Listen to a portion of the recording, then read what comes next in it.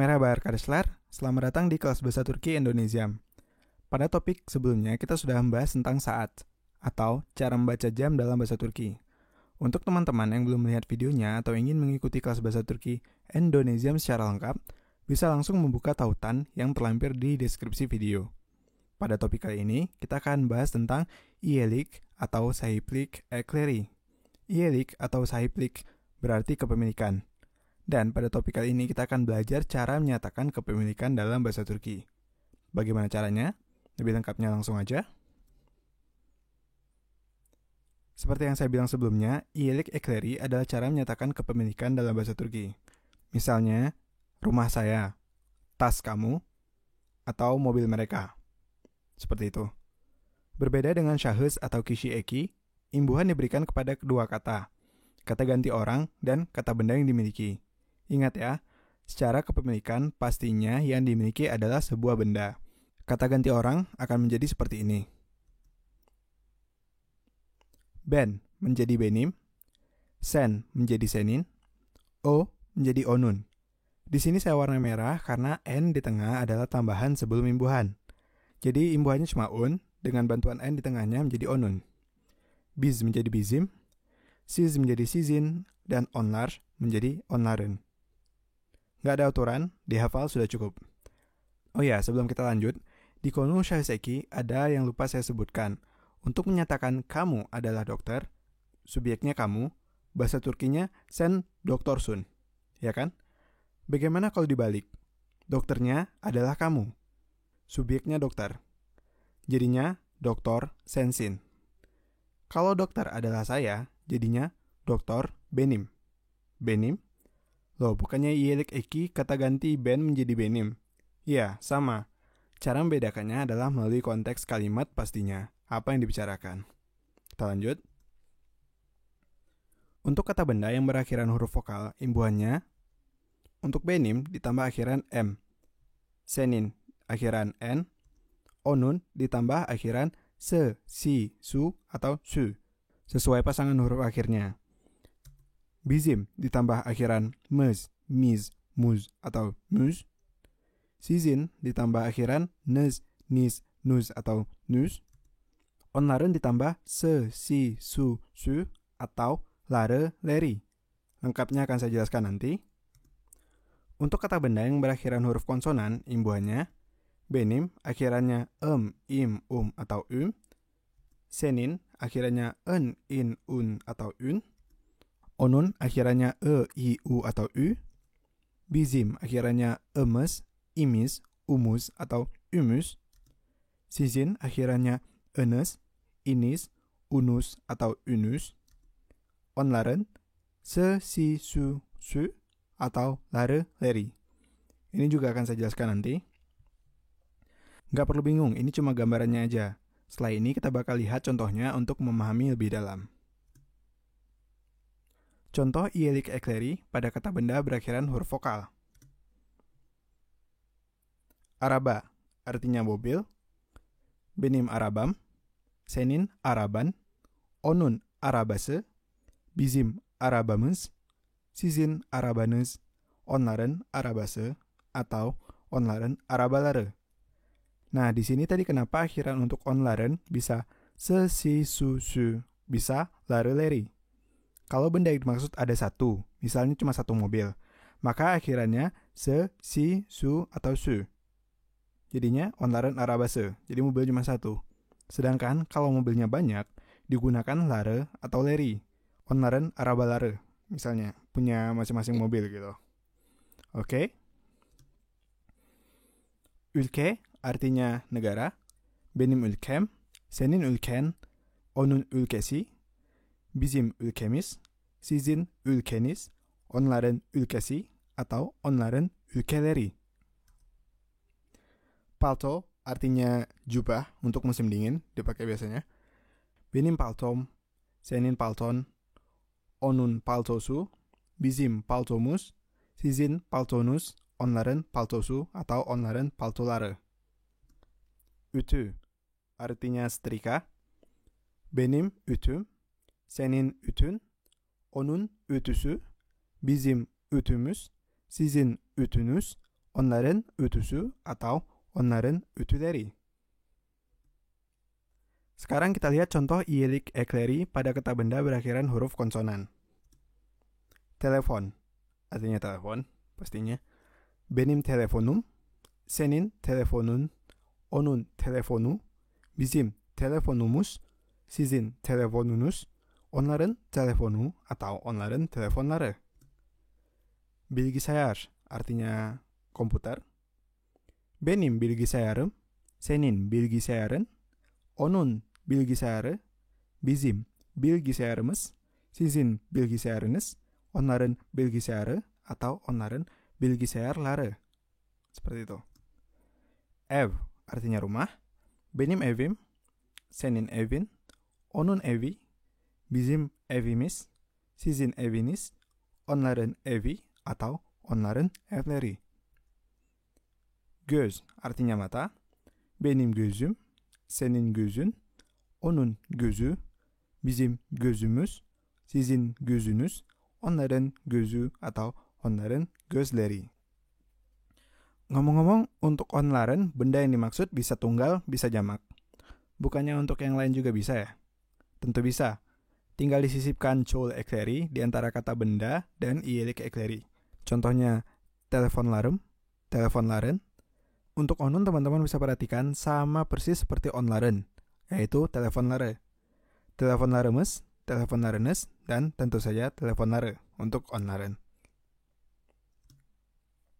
Nah, ada 3 pengecualian yang perlu diperhatikan pada iyilik ekleri. Yang pertama adalah ünsüz yumuşaması, atau penghalusan huruf seperti yang kita bahas sebelumnya di konu yönelme durumu, yaitu jika huruf akhirnya adalah salah satu dari huruf K, T, C, P, atau untuk mempermudah penghafalan kita bisa bacanya kecap, maka huruf-huruf tersebut akan luluh seperti berikut.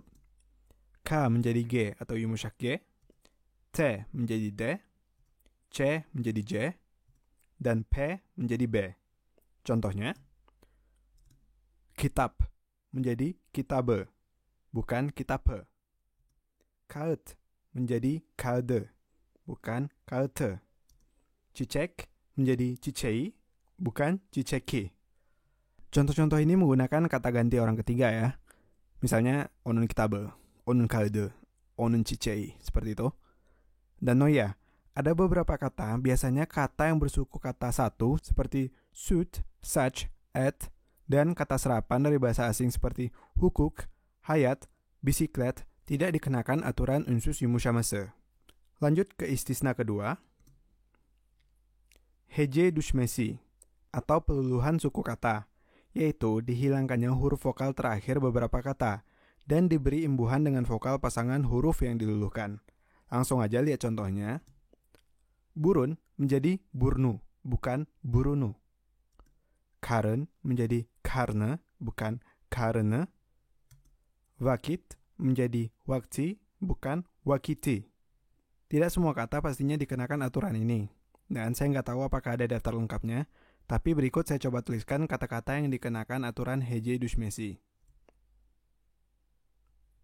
Akıl artinya akal, şehir artinya kota, nehir artinya sungai, beyin artinya otak, göğüs artinya dada, boyun artinya leher, burun artinya hidung.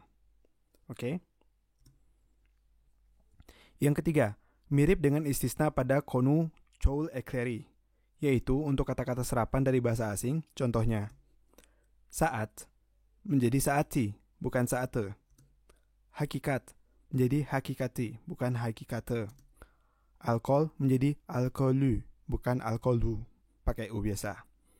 Dan beberapa kata lain yang belum saya temukan daftar lengkapnya. Sampai di sini. Hal yang kita bahas dari tadi adalah kata majemuk, ya kan? Misalnya, buku saya. Ada 2 kata di sana, buku dan saya.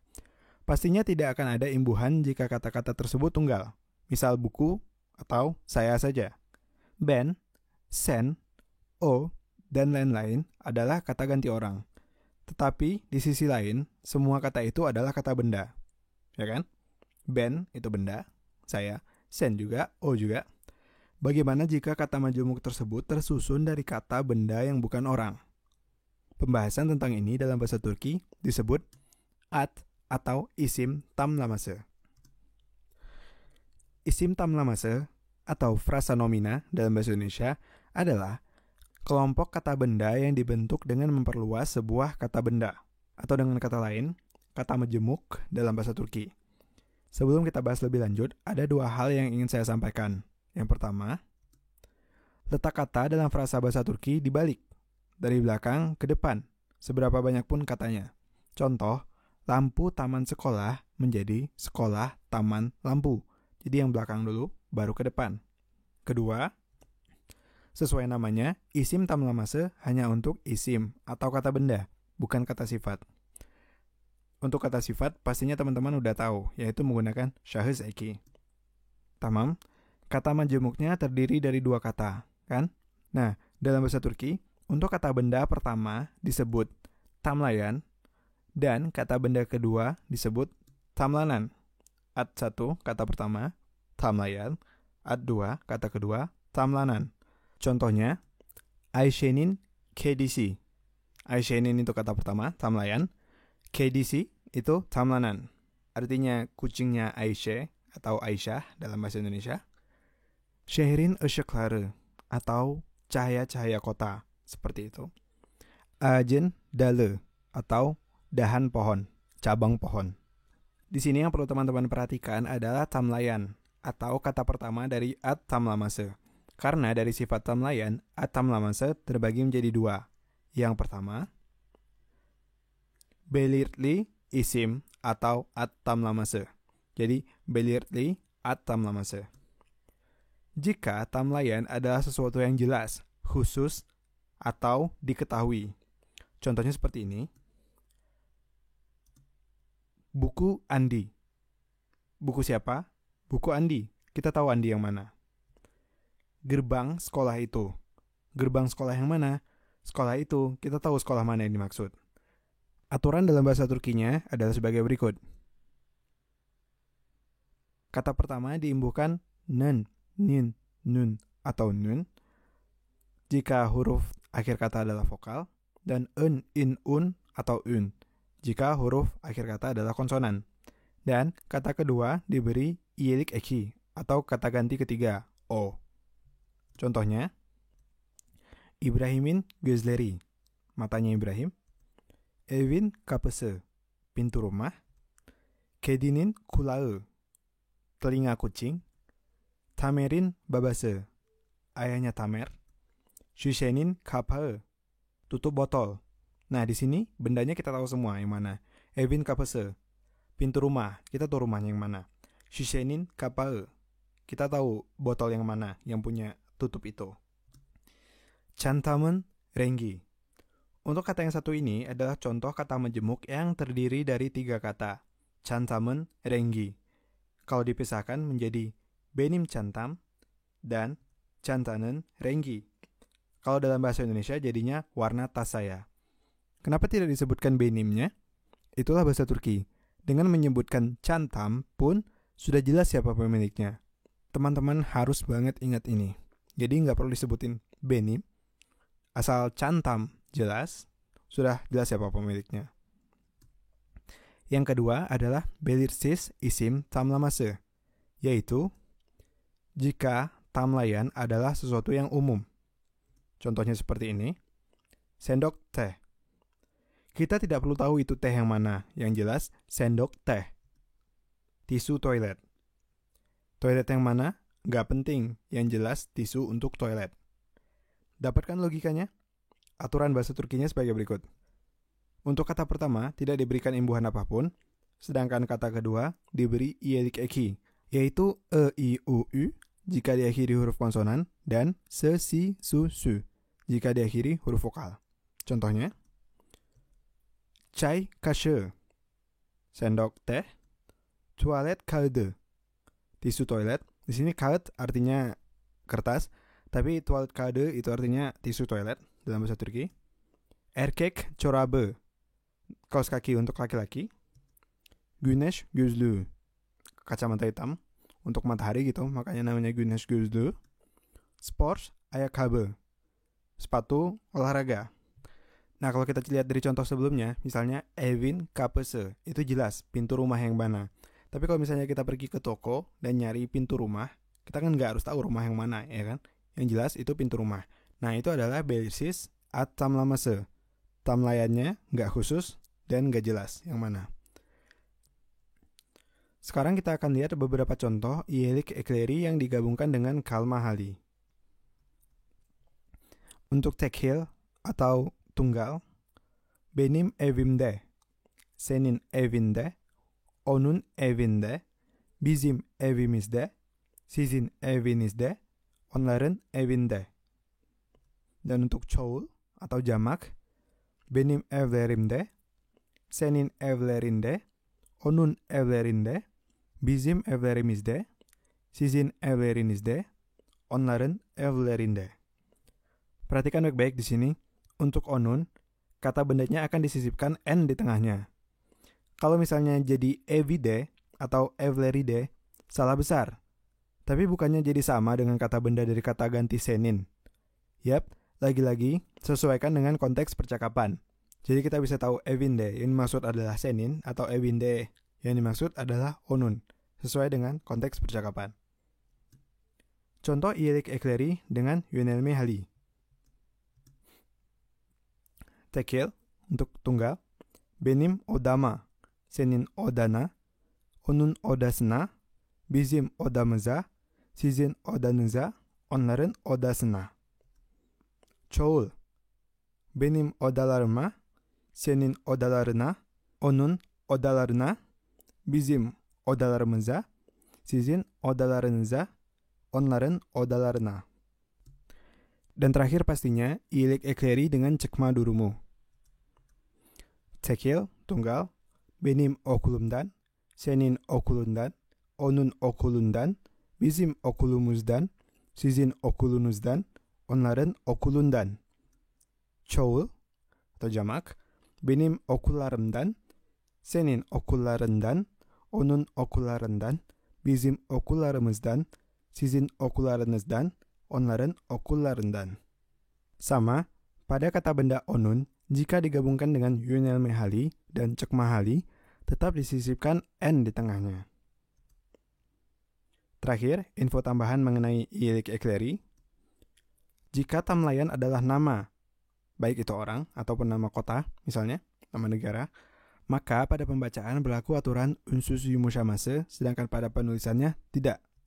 Contohnya, Farukun, tulisannya seperti itu, tapi dibacanya Farun.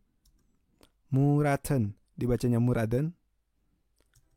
Zeynep'in, dibacanya Zeynep'in. Tamam, sekian topik kali ini.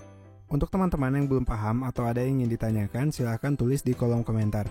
Jangan lupa subscribe channel YouTube Indonesia untuk mendapat notifikasi dari video-video terbaru kelas bahasa Turki. Juga video tentang Turki lainnya. Semoga bermanfaat. Teşekkürler.